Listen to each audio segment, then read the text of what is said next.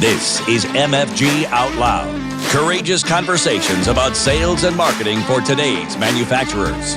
With your hosts, Ray Zaganto and Allison DeFore.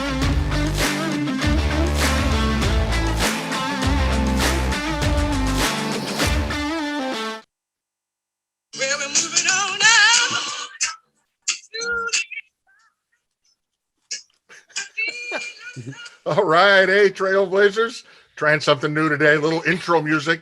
You got to do that when you've got a guest this special. We are so excited to have you join us on this week's episode of MFG Out Loud. Our guest today is Mr. Mike Magliano. He's the Managing Director of Industrial and Corporate Real Estate at Cushman & Wakefield. And we'll get into some of the nuts and bolts and details of that. But let me give you a little background about Mike and why we think he's such an awesome guest to be here today and talk to manufacturers. You know, everybody knows that one person that has that knack for being able to, they can get you a table at that hot new restaurant, or they're the ones that are saving the seats at the bar and that new sports bar that nobody can get into and is always packed. But you come in, you look around, and there's Mike waving. Go, come on over, I got a spot. He does that for manufacturers and industrial real estate. He's the guy that can find those places and help everybody just have a good time with their business and keep things going forward. In a property market that's gone crazy, Mike helps his clients understand their options and make good long-term decisions. Now, I first connected with Mike through TMA, which in the Chicago area, that's Technology and Manufacturing Association. And I'm well aware of the many manufacturing companies that Mike has helped, including TMA themselves. He's helped them grow in new facilities. So, Mike, we're super excited to have you here today. Thanks for joining us. Well, thank you. Really appreciate it. Obviously, we've known each other for about 10 years and always enjoy the conversation. And now you throw Allison in the mix. This is going to be a great conversation. She raises the bar between us, Ray, so I'm excited for this. Exactly. Well, listen, man, let's jump in it and get right at it. You have a special place in your heart and in your business for manufacturing and distribution. How did that happen? Give us a little bit of your background and your journey. Sure. That brought you to that intersection. Sure. You know, life obviously doesn't get you to the final destination, or your long-term career. So there was a couple different pivots. I grew up in Chicagoland area. I graduated in DePaul with a marketing and an e-commerce degree in 2001. And so, as you can imagine, 2001, the job market tanked. And so I actually ended up staying another 6 months in school to get that second degree, the e-commerce degree. Now, e-commerce was in its infancy back then. And what we learned back then doesn't have too much relevance because it's, multiplied by 150%. So, I thought it would be a good mixture. So believe it or not, my mom knew the regional marketing director at Grubb & Ellis, which obviously used to be a corporate real estate firm. So she asked her if she had any openings, and lo and behold, I got a job as their marketing coordinator at Grubb & Ellis. So for my first 3 years, I was creating marketing brochures, open houses, pamphlets, and so on and so forth. So it was fun, but I realized that all of a sudden, I'm like, I really love this real estate aspect of it. So I got my license within my first year just to learn, and then quickly realized that none of my family or friends were real estate brokers. So I hung my license at Century 21, was doing better at residential real estate early in 2000 than I was doing marketing. So I'm like, I got to figure out where I need to go. So I did some research with office, retail, multifamily, residential, and industrial, and doing a lot of support for the industrial, going on the meetings, and just kind of took hold of me between the real estate and just seeing all the products that were made, hearing the business stories of how people started and what they grew from. And you turn around, as we all know, everything that you are around you has been made by someone. We have a computer, we have a desk, we have lights, we have basically besides the air and the dirt and obviously that's in the atmosphere, everything is made. So quickly started enjoying it, switched over to brokerage in 2005 and been doing industrial brokerage since. So we've seen the good, the bad, and the ugly. And that's been, it's been an interesting ride. As we know, the dynamics have changed. Well, the title of today's episode is "Moving On Up." Thus, the reason I had to play the theme from the Jeffersons. But I think what's cool about you, like Ray said, is you help manufacturers move on up. And I think over time, I'm pretty positive you've noticed some patterns and best practices with manufacturers who are growing. Could you share some of those with the audience? Yeah, I mean, I would describe my, we'll call it my philosophy as we'll call it Mike before the recession and Mike after the recession. Because as you start in the industry, I would say the first 4 years up until 2009, you're just literally just dialing and smiling. It's your typical sales, and that's what you want to do. And you're just literally, you are a gnat or an annoyance to business owners until they pick up the phone. I had an opportunity to switch over to Cushman to work on the team that I've been working on since. If you can't beat them, join them. So I jumped over, and it's been a great opportunity since. But I learned pretty quickly when you're calling people in 2009, it was, whatever adjective they wanted to describe the recession. But, the business, pretty much besides medical and food, it was in a declining fashion pretty quickly. So, I learned quickly that if you're just a real estate broker, there's always walls. You can't really build the relationships that you need to. So throughout the recession, I just basically started taking a blind survey and asking business owners what their pain points are besides the recession. So I would say, kind of understanding the industry, being involved with TMA, being involved with, IMA and Valley Industrial Association, I got to learn a lot more than kind of the pre-recession. And what I would say is that my business is surrounded about bringing the right people to the table. And, when someone's looking to grow, move, or talk about it, you definitely need to have the right process. If you don't have the right process, you're definitely, there are pitfalls. And that means if you don't vet out move costs, if you don't understand, how you're going to move and bring in the right professionals, even if you look at all four walls and say, we could stay here, then, hey, we accomplished something. And, we just say we had a really good experience, and, we just keep in touch. And that's kind of been my philosophy since then, is that, real estate transactions, they're transactions that Cushman want, but I want to build relationships. I mean, for two reasons. Obviously, I enjoy doing that. I enjoy helping people, even if it's connecting them from one person to another. And number two, I'm not going to lie, I got 3 daughters. So I know I have a long-term approach with a 7 all the way up to 13-year-old that it's going to go from all the princess stuff that we're starting to phase out of all the way to eventually weddings. So I know this is a long-term I'm going to be doing it, and I just want to keep working and having fun and doing things the right way, just to help people, because I learned if you try to plan things at the 11th hour, you're destined for failure. And as we know, I don't have to tell any business owner, but any hiccup could significantly damage or cost their business a lot of money. So it's all about planning. I think, one of the interesting things you bring up is you really are, you play the long game. And part of it is you're aligned with the nature of your industry, because even the companies that are locked and loaded and said, Mike's the only guy we're going to deal with, how many transactions are they going to do? It's not like every year, maybe some are, but it might be measured in like several year increments before something happens. I imagine you got a longer buying cycle than cars, you know what I mean? Between transactions. So I think one of the things I've observed, and I don't know if this came from your marketing background or whatever, but when I first met you and when I've seen you engage at TMA, Valley, and the other networking events, you do take the long game. Nobody grimaces and goes, "Oh crap, here comes the guy from Cushman Wakefield." He wants me to move. It's not it. It's like you're talking about other stuff first, but then when it comes time to move, you're the first guy they talk about. Was that learned, or is that just kind of a function of kind of who you are? I would probably say both. I have no problem talking to anyone about anything, and I guess that's the beauty. I don't know if you see my hands go up, that's because I'm Italian and I talk loud at times. So I would have to say that's just kind of part of my DNA. But, I think I learned pretty quickly during that first 4 years is that, there's a point where you're never going to get over if you are just transactional Mike and just real estate Mike and so on and so forth.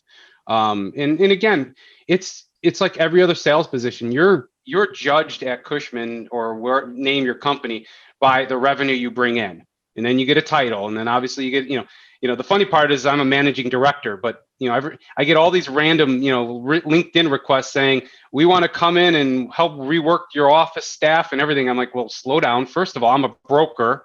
I have a title that thinks people think I'm a managing broker or director, but I'm not. So that's always kind of funny when you get a different title and everyone kind of thinks differently. But I would say it's just in my nature. I have fun doing it.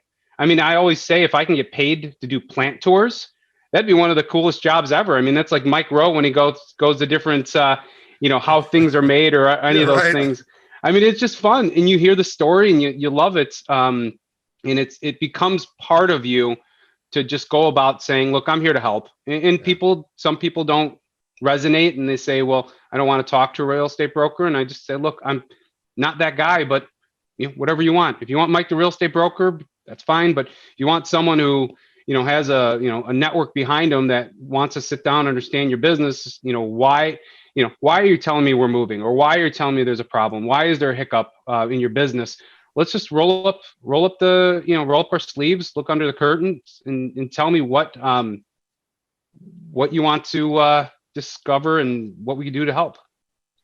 But you said something a second ago that ties in with this, and I think it's part of a much bigger picture. And it also makes me think about manufacturers and marketing, like all of it together.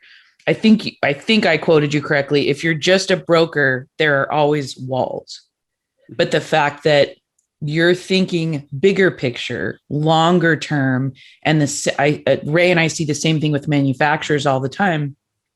If you come into anything as, we're just a manufacturer or I'm just a broker, and that's the only hat you wear, and that's your mindset, you're limiting yourself. But the fact that you've chosen, you understand you're part of a bigger picture, right?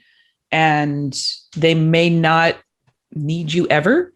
They may not need you tomorrow, but you're there to build relationships first and be of service, sell second. Spot on. I mean, it's, honestly, I've been talking to people for 17 years. They haven't moved. It's fine. You just keep in touch and see how they're doing and see if there's any obstacles or pain points that they have. It's fine. I do have customers that are more repeat, but honestly, the repeat doesn't happen on a year-to-year basis. I mean, it's more a 3, 5, 7, 10-year plus cycle. It's kind of interesting.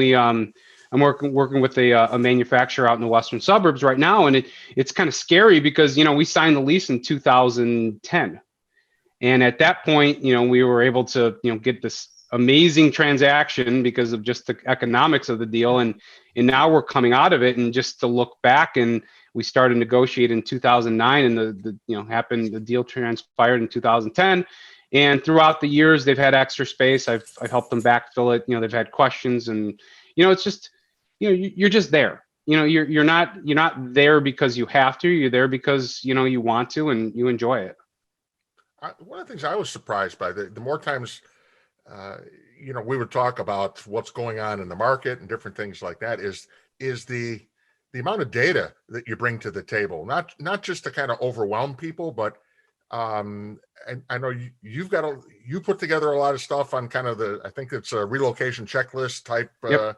That you've got in place, plus just the tools that the company kind of backs you up with. So, you really can't, it's a big decision to make a move. And it really does help to have data at your fingertips and somebody that can help guide you through it. And that seems to be a big chunk of the value add you bring. Well, that's one thing, obviously, of having we'll call it some people think a big name is not going, they're going to focus on the, large e-commerce and the $1 billion companies, and you're going to be focusing only on those companies because you're at a Cushman and Wakefield. But it's actually the complete opposite. I can bring those services that are there, like a national and global research team, a supply chain potentials consulting and incentives practice and construction management. I mean, all these different things that Cushman has is kind of boilerplate, services that they use on a national basis. I can bring that down, and it's valuable because, again, there's things that are handed to me every quarter, or trends and everything like that, where we are hand in hand with our local industrial research team, and we're telling them this is what's going on, and they're confirming it with the data, and everything goes hand in hand. And it's nice to have that because, again, in a market like we have today, which is a fast-paced, low vacancy market with a historically low vacancy rate, you have to make decisions quickly and you have to be prepared. So for someone to understand what they're getting themselves into is it's going to be more valuable than anything else. Yeah. And, well, and go ahead. Go ahead, Allison. I'm sorry. Well, no. You go ahead and then I'll follow. I was the thought that occurred to me was, given the time between when companies move or expand or whatever, it's such a different world today than, if we go back 10 years, 2011. And if, the thinking you had at the time, well, let's get three options, put them against each other and see who cuts us the best deal. That the whole approach, is I would imagine is completely different today. And they need to be educated on that. You can't wait until the last minute, and then move. So.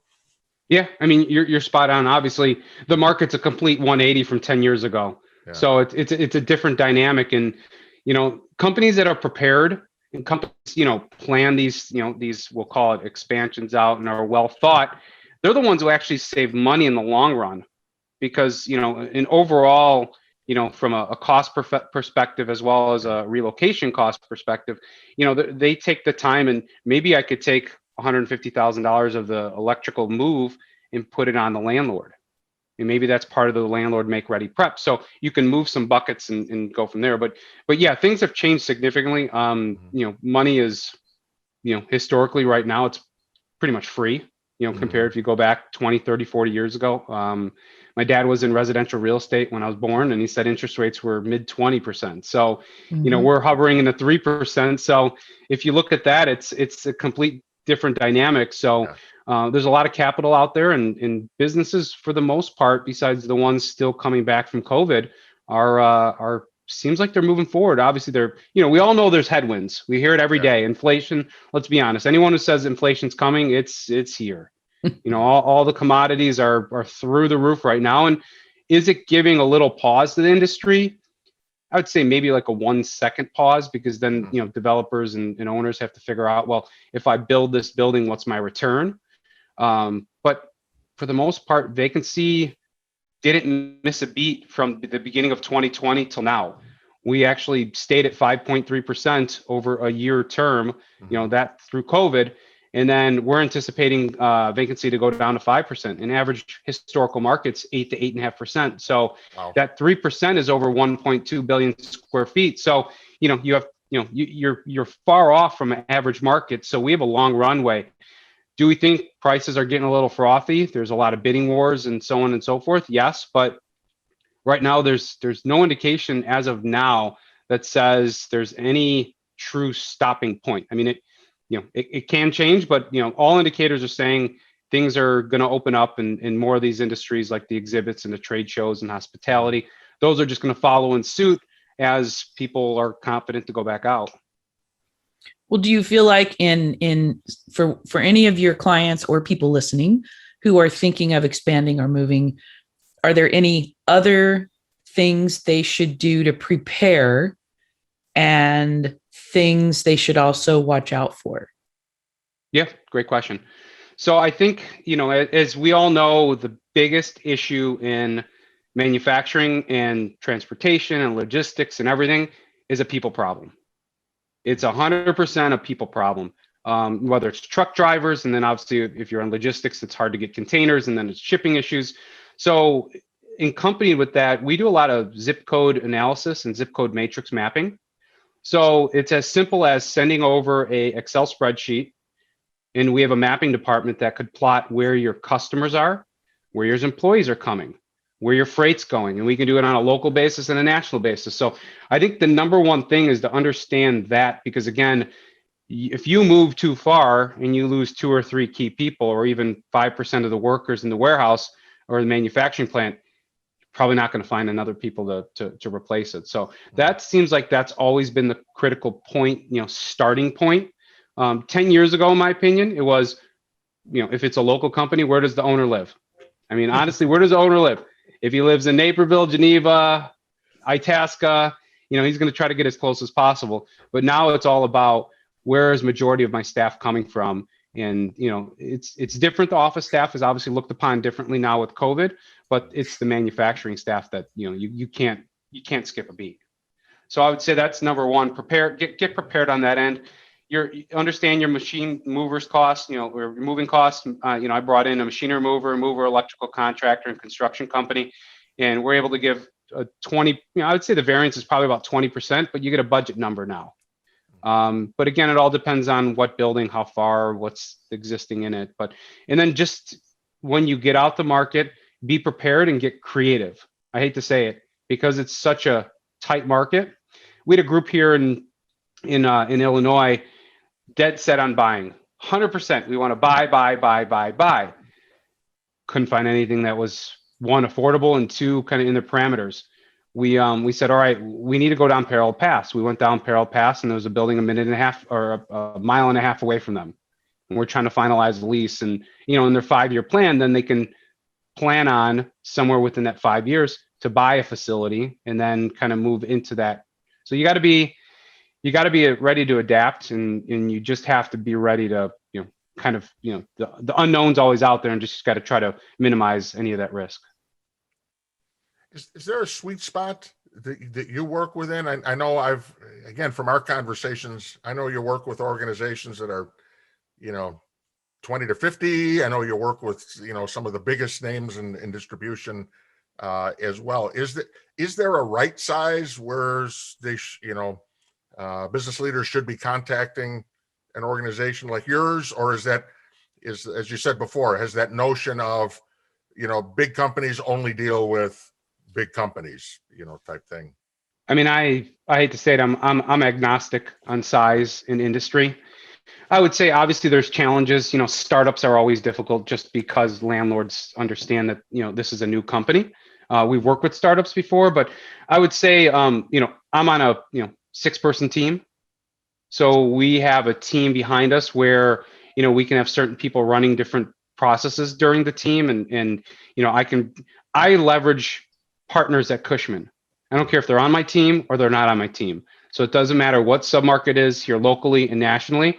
So I would say, we're selling anything from, we got a 5,000 square foot building in Elk Grove that we're, negotiating hopefully a contract here soon, and all the way up to, we're representing the Caterpillar plant in Montgomery, which is 4 million square feet. So, anything in between we can help out with, and we can provide, a team that will, you'll definitely get the attention that is needed in the process that comes with it. That's awesome. Is there anything that would surprise people about, I don't know, and maybe we already covered this with my last question, but I feel like you're so knowledgeable. So if somebody's listening right now and they're thinking, yeah, I pretty much got all this down, I'm getting ready to reach out to somebody like Mike. Is there anything, I don't know, surprising that you've come across that's come up, or that would surprise them? I don't know. Maybe this is a poor question, but I feel like, is there something? Yeah. I mean, expect unexpected, whether if there's an environmental concern, whether if it's, I would say, again, make sure you have your team in place. Make sure you consult, whatever banking institution that you have, if it's through Summercore, the SBA, or it's directly through whichever bank that you're working with. But I would say before you do anything, make sure your team's set in place. and understand that there are going to be surprises. There's going to be hiccups. There's going to be starts and stops. But start early. You can never start too early. Whenever you think you have a year and you're like, oh, I got a year, realistically, I just actually kind of just did a bullet point timeline for someone that said, hey, we have till January before we have to move, and we really want to buy a building. I told him, I said, well, hypothetically, we tour on May 1st. We get offers out. We agree to terms by the end of May. Then you have 60-ish days of due diligence. So now you're in June, July. Then by the time you close, you're in August. And then you have permits September. You're build out October, November, and then you're moving in right around the holidays. So that time frame isn't really, you don't have a lot of room for error. So I would say always start early, because then what you can do is, again, business changes. Business changes quickly. It's fluid. New contracts, loss of business, merging. There's a ton of M&A activity that's really coming in. People are looking for capital, so we've sold buildings and leased it back to them. So there's a lot of different things that we can do. And if we understand the story, then where the business is going, then we can put the game plan just to mirror that. So I would say it's never too early to start the process. I love that. Ray, we're getting towards the end, buddy. Do you want to take the last question? Is this the unofficial last question, or this is we're already done asking questions? This is the weird one Ray comes up with. Exactly. Okay. Ooh, I like this. Yes. About your dog. Like you got to. He's character, and he's a big part of the family. You got to tell us about the dog. All right. He's my son. He is my son. So, it was one of those things where, we said, we're going to get a dog. We're try a dog. If we can handle a dog, we can handle a kid. So, God willing, on April 27th, he's going to be 15. Wow. So, Grandpa is, in full force, and he's showing his age, but, he's still, I'm going to knock on wood right now, but right. He's still doing well. But, yeah, he's about a 40-pound dog, and his bark sounds like he's about 90. So it's nice because if my wife's home with the kids and they hear a bark, people kind of get stepped back. But, it's funny because most people know this. I've had food allergies for 20 years. So nothing's life or death, thank God. Okay. It's easy. It's just, it's more, I eat something, I feel, less than good, we'll call it, for a couple days. But the funny thing is, when we were trying to pick out names, we went down the list of all my allergies. And the best one that stuck was Barley, because he's kind of like a white, yellow, creamish, brownish dog. And we're like, Barley. So my dog is actually named after one of my allergies, which is nice. Yeah. Nice. I love it. And he's the old man of the house. That's awesome. Yeah, he's spoiled more than the daughters, in my opinion. He was there first. Yeah. Yeah. Yeah. Well, and I just figured he needed a shout out, because I know we talked about him last time, so we wanted to make sure he got his place in the sun, such as it is. So. Thank you. He'll really appreciate it. I'm sure. 2 paws up. Well, man, Mike, we can't thank you enough for coming on the podcast. I thank you. This has been fun. I love doing podcasts, especially with fun people. So you made it easy. And again, I'm here to help, whenever you need it. Cool.